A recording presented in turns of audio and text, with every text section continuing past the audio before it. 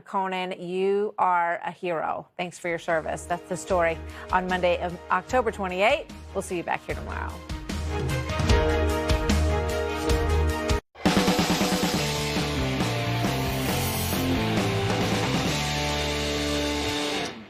Well, good evening and welcome to Tucker Carlson Tonight. It was a moment that should have united this fractious country. We could use it. Instead, it became more fodder for those who profit from our division. Late Saturday night, the Trump administration announced that thanks to a successful military raid in northwest Syria, the ISIS leader Abu Bakr al-Baghdadi had been killed.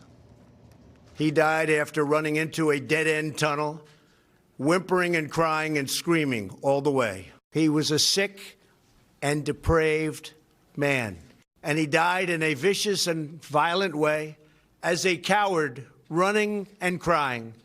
He died like a dog. He died like a coward. The world is now a much safer place. Sick and depraved, it turns out, is not an overstatement. As the head of the ISIS caliphate, Baghdadi ran one of the most gruesome death cults in human history. In Syria and Iraq, his followers murdered untold thousands, beheaded them, drowned them, set them on fire, often on camera. In the U.S. and in Europe, terrorists pledging alliance to Baghdadi killed hundreds in mass shootings, bombings, and vehicle attacks. So Baghdadi's death is really nothing less than a victory for civilization itself. And yet here in Washington, many complained that Trump had dared to kill him. House Speaker Nancy Pelosi whined that she hadn't been given appropriate notice of the operation, as if it were all about her.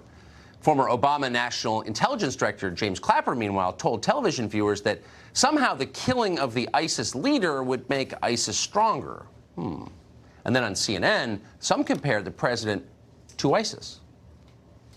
There were lots of moments during Donald Trump's speech which jarred to some degree, some of which sort of echoed, and frankly, the crudeness you would often expect to hear maybe from ISIS about the whimpering, screaming Baghdadi pinned down in a sealed tunnel. It was sort of disturbing to hear to some degree. There's an upper level on this. You do not celebrate death. I don't care if it's a terrorist. I don't care if it's someone you hate. A human being has died. We don't celebrate that. I would not use that, and I find it's embarrassing. Yeah, I would not use that language, says the guy who's making a career out of screaming and foaming on television. Over on CNN.com, meanwhile, one of the reporters compiled a listicle called the 41 most shocking lines from Donald Trump's Baghdadi announcement.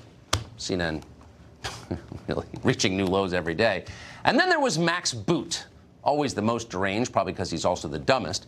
Boot complained that Trump wasn't respectful enough of Baghdadi. Quote, Trump could not have heard whimpering and crying because there was no audio. The assertion that Baghdadi died as a coward was contradicted by the fact that rather than be captured, he blew himself up. In other words, says Max Boot, Baghdadi was a hero of sorts, and shame on Trump for calling him a coward. So that sounds kind of far out. You should know that MSNBC devoted significant coverage to the question of whether Baghdadi actually whimpered before he died. He was talking about Baghdadi's final moments. Take a listen to this. He died after running into a dead-end tunnel, whimpering and crying and screaming all the way. But as you point out in the piece, there was no live audio from the raid. So square that circle for us. Square that circle. Beyond parody? Well, that award goes to the Washington Post tonight. Here's how that paper chose to announce Baghdadi's death. Quote, Abu Bakr al-Baghdadi, austere religious scholar at the helm of Islamic State, dies at 48.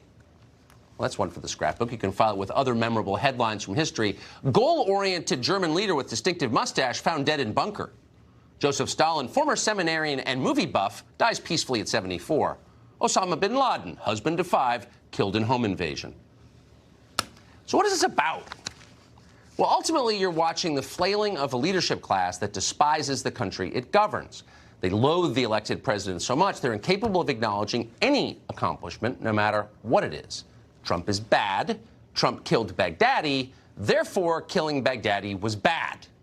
That's how these purported geniuses actually think. They are purely reactive about everything, not just the death of terrorists. These are the very people who sat by idly as our entire middle class died. And then China rose to take America's place as leader of the world. And virtually alone among political figures, Trump noted these things. Hey, what's going on, he said. He ran on those issues, and he won. And in response to that, rather than learn something, our leadership class took the opposite side. They took the side of the fentanyl smugglers from Mexico. They took the side of our mortal enemies in the fascist government of China. Those are not positions you would take if you cared about your people. But at this point, it's pretty obvious they hate Trump far more than they love America. Piers Morgan is watching all of